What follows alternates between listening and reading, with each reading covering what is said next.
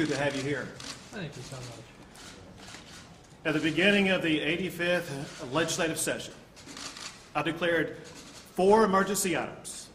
First, reforming CPS and our foster care system to keep our children safe. Second, banning sanctuary cities to keep our communities safe. Third, ethics reform to reduce the perception of corruption. And fourth, calling for a convention of states to rein in an out-of-control federal government.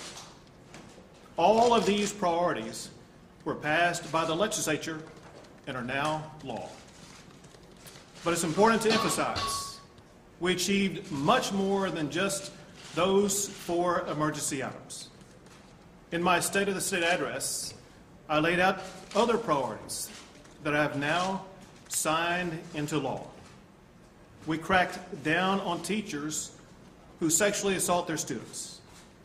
We protected the sanctity of life by prohibiting the sale of fetal body parts, by requiring the burial of fetal remains, and by outlawing dismemberment abortions. We also corralled lawsuit abuse that prevents trial lawyers from profiteering off of weather-related disasters. I proudly signed laws to protect and to respect our law enforcement officials. We also passed a budget that funds my priorities like border security, early education programs, and job creation. I appreciate both the House and Senate working with me to enact priorities that ensure that Texas remains the best state in the nation for doing business. Now, considering all of the success of this past session, we should not be where we are today. A special session was entirely avoidable. There was plenty of time for the House and Senate to forge compromises to avoid the time and the taxpayer expense of a special session. Because of their inability or refusal to pass a simple law that would prevent the medical profession from shutting down, I am announcing a special session to complete that unfinished business. But if I'm going to ask taxpayers to foot the bill for a special session, I intend to make it count. The special session will begin on July 18th, 2017. The first order of business will be sunset legislation that failed to pass during the regular session. This is necessary legislation to keep state agencies like the Texas Medical Board functioning and operating. Without this legislation, Texas would be unable to license new doctors or to regulate the practice of medicine. Unfortunately, it was used as political fodder during the regular session rather than the must-pass legislation that it is. To ensure its passage, the sunset bills will be the only legislation on the special session until they pass out of the Senate in full. The Lieutenant Governor has assured me what he has stated publicly. He can pass sunset legislation out of the Senate in no more than 2 or 3 days. After the sunset legislation passes out of the Senate, the following 19 items will be added immediately to the special session for the House and Senate to vote on. Nothing is more important than our children, their future, and our future is shaped by the quality of their education. My job as governor is to ensure that we attract and we retain the best and brightest educators. Too many of our great teachers are underpaid. Too many potential teachers work elsewhere because teacher pay is too low. Texas must do better. We must do better to attract and retain quality teachers in our classrooms. I want that process to begin now, during this special session. I want legislation on my desk that increases teacher pay by $1,000. To achieve that, Texas doesn't need to spend more. We just need to spend smarter. The pay increases can easily be achieved by passing laws that reprioritize how schools spend money. And we can do that without taxpayers spending a penny more. Now, to ensure that our public schools attract and retain the very best, I also want legislation that gives administrators greater flexibility in their hiring and retention practices. Principals and administrators should have the tools to retain and to reward the very best teachers and to replace those who are ineffective.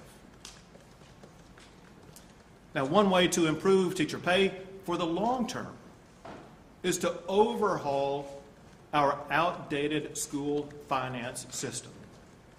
We spend too much money on bureaucracy and overhead and too little money where it's needed in the classroom. To kickstart school finance reform, I want legislation creating a Texas Commission on School Finance Reform like Senate Bill 2144 by Senator Larry Taylor. The commission will work throughout the interim on solutions to our failed Robin Hood program, and it will craft serious reforms for our broken school finance system. While we are working to improve education, we should also provide better opportunities for students with special needs.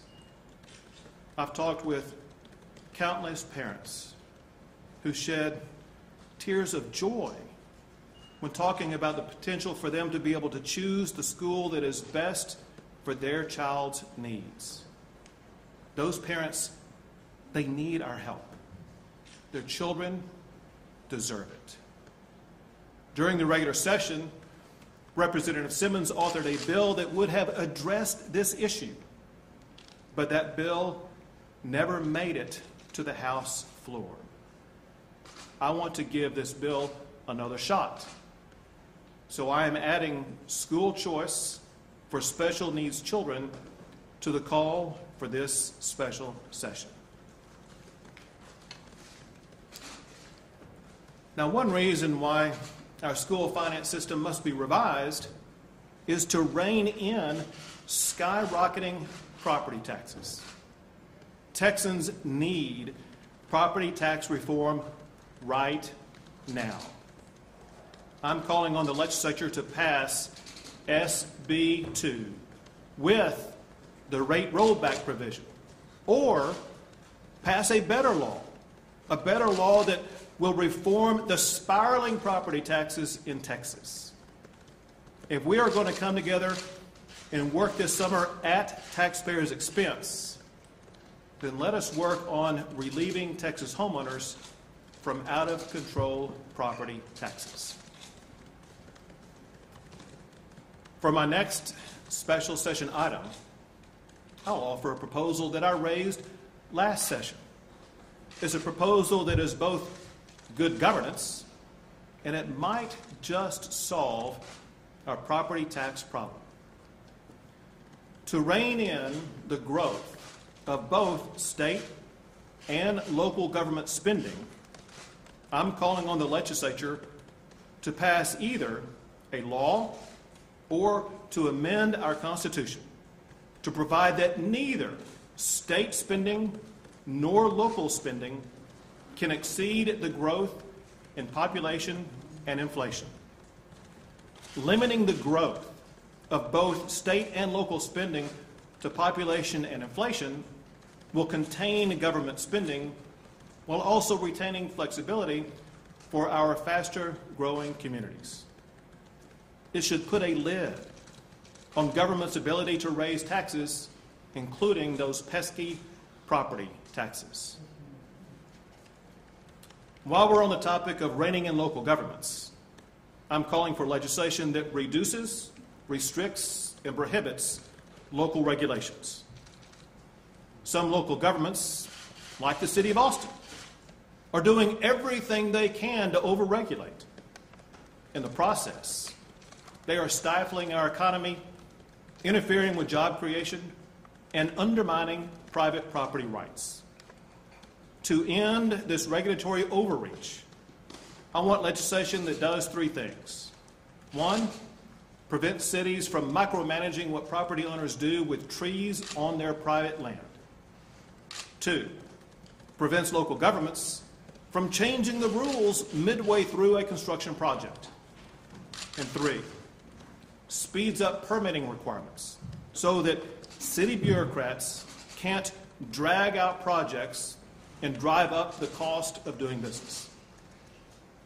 Government's role is to empower and to create greater opportunity for both businesses and citizens to be able to prosper. These three proposals will help local governments achieve that goal. Cities are also abusing their authority when it comes to their annexation practices. Senator Campbell offered a very thoughtful proposal to limit annexation by cities. As she points out, forced annexation is a form of taxation without representation. Today, I'm bringing that bill back to life, and I am adding it to this special session. I want to reform and to restrict the municipal annexation process in Texas. Cities that annex property without the vote of those affected is piracy by government. It must end. Now, during the regular session, the legislature passed a law that prohibits Texans from texting while driving. I signed it into law today to ensure Texas is doing all it can to prevent accidents caused by texting while driving. But I was not satisfied with the law as it was written. My office worked with the legislators to try to amend this law even more than the way it was eventually passed. We tried to preempt all local ordinances that regulate mobile devices and vehicles. But the amendment did not fully achieve my goal. So, now that Texas does have a statewide ban on texting and driving, I am calling for legislation that fully preempts cities and counties from any regulation of mobile devices in vehicles. We don't need a patchwork quilt of regulations that dictate driving practices in Texas. Another way to avoid a patchwork quilt of conflicting local regulations is for Texas to establish a single statewide rule protecting the privacy of women and children. House Bill 2899 by Representative Ron Simmons would achieve that. It preempts local regulations that conflict with state standards. It also upholds federal standards that prohibit discrimination. At a minimum, we need a law that protects the privacy of our children in our public schools. The next item that I'm adding to the special session is a law that prohibits using taxpayer dollars to collect union dues. I spoke about Senator Huffman's proposal during my State of the State address. Senate Bill 13 was voted out of the Senate, but never made it to the House floor. With the extra time that we have together this summer, I want legislation to redouble its efforts and get a bill to my desk that prohibits both state and local governments from deducting union dues from public employees' paychecks. We must also use this opportunity to do more to protect our unborn children. I applaud the legislature for passing landmark pro-life legislation during the regular session. But there's more we can do, more we must do. During my State of the State address, I called for a law to prohibit local governments from funding abortion providers with taxpayer dollars. That legislation never passed the House, and it never received a hearing in the Texas Senate. I'm adding to this special session legislation that will prohibit state and local governments from providing taxpayer funds to abortion providers. I'm also adding other pro-life initiatives that did not make it to my desk during the regular session. This includes Senator Larry Taylor's pro-life insurance reform. It also includes legislation by Representative Capriglione, including the Hughes Amendment, to strengthen reporting requirements when health complications result from abortions. It also includes legislation by Representative Greg Abbott to strengthen patient protections related to do not resuscitate orders. The next item for the special session is legislation to crack down on mail ballot fraud. As Attorney General, I prosecuted countless cases of mail ballot fraud, and yet problems still persist today, and reform is critically needed. The election fraud under investigation in Dallas is just the latest example. Dallas County District Attorney Faith Johnson is investigating mail ballot vote fraud with about 700 mail-in ballots that are in question. A West Dallas senior citizen said this: somebody that would be defrauding senior citizens like that really needs to be locked up. I agree. I want legislation that toughens penalties on mail ballot vote fraud and makes it harder for that crime to be committed in Texas. Another very important bill that failed to cross the finish line during the regular session was legislation by Senator Kolkhorst that would have extended the Maternal Mortality Task Force. The task force investigates and studies pregnancy-related deaths in Texas. Armed with the information and insight provided by the task force, our healthcare system can target better treatments for diseases such as diabetes, high blood pressure, and postpartum depression. It can help us to address the leading causes of pregnancy-related deaths. To protect women in Texas, I'm calling on the legislature to complete their work and to pass legislation to address the maternal mortality rate in Texas. To recap, the special session will begin on July 18th, 2017. The day that sunset legislation passes out of the Senate, all of these other items will be added to the special session. Legislators have 6 weeks to prepare for the special session, and then another 30 days to pass these proposals. If they fail, it's not for lack of time. It would be because of a lack of will. I expect legislators to return with a calm demeanor and with a firm commitment to make Texas even better. Governor, take some questions, please.